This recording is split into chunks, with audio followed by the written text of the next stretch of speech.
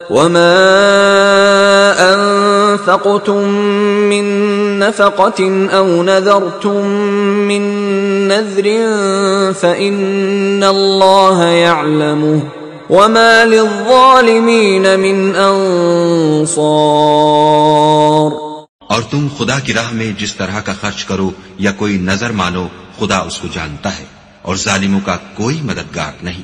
إن تبدوا الصدقات فنعما هي وإن تخفوها وتؤتوها الفقراء فهو خير لكم ويكفر عنكم من سيئاتكم والله بما تعملون خبير. اگر تم خیرات ظاہر دو تو وہ بھی خوب ہے، اور اگر پوشیدہ دو اور دو بھی اہل حاجت کو تو وہ خوب تر ہے، اور اس طرح کا دینا تمہارے گناہوں کو بھی دور کر دے گا، اور خدا کو تمہارے سب کاموں کی خبر ہے.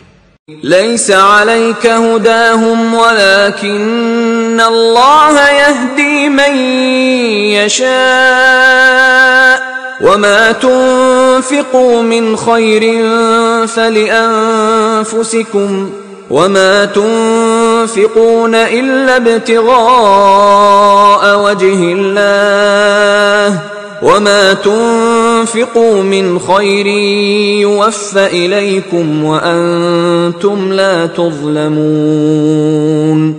اے محمد صلی اللہ علیہ وآلہ وسلم، تم ان لوگوں کی ہدایت کے ذمہ دار نہیں ہو، بلکہ خدا ہی جس کو چاہتا ہے ہدایت بخشتا ہے. اور مومنو، تم جو مال خرچ کرو گے تو اس کا فائدہ تم ہی کو ہے، اور تم جو خرچ کرو گے خدا کی خوشنودی کے لیے کرو گے، اور جو مال تم خرچ کرو گے وہ تمہیں پورا پورا دے دیا جائے گا، اور تمہارا کچھ نقصان نہیں کیا جائے گا. للفقراء الذين احصروا في سبيل الله لا يستطيعون ضربا في الأرض يحسبهم الجاهل أغنياء من التعفف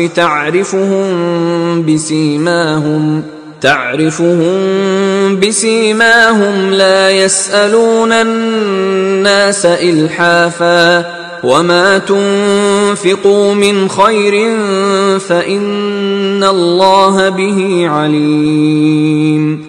اور ہاں، تم جو خرچ کرو گے تو ان حاجت مندوں کے لیے جو خدا کی راہ میں رکے بیٹھے ہیں اور ملک میں کسی طرف جانے کی طاقت نہیں رکھتے اور مانگنے سے آر رکھتے ہیں، یہاں تک کہ نہ مانگنے کی وجہ سے ناواقف شخص ان کو غنی خیال کرتا ہے، اور تم قیافے سے ان کو صاف پہچان لو کہ حاجت مند ہے، اور شرم کے سبب لوگوں سے منہ پھوڑ کر اور لپٹ کر نہیں مانگ سکتے.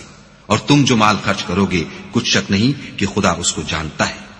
الذين ينفقون أموالهم بالليل والنهار سرا وعلانية فلهم أجرهم عند ربهم ولا خوف عليهم ولا هم يحزنون. جو لوگ اپنا مال رات اور دن اور پوشیدہ اور ظاہر راہ خدا میں خرچ کرتے رہتے ہیں، ان کا صلہ پروردگار کے پاس ہے، اور ان کو قیامت کے دن نہ کسی طرح کا خوف ہوگا اور نہ غم.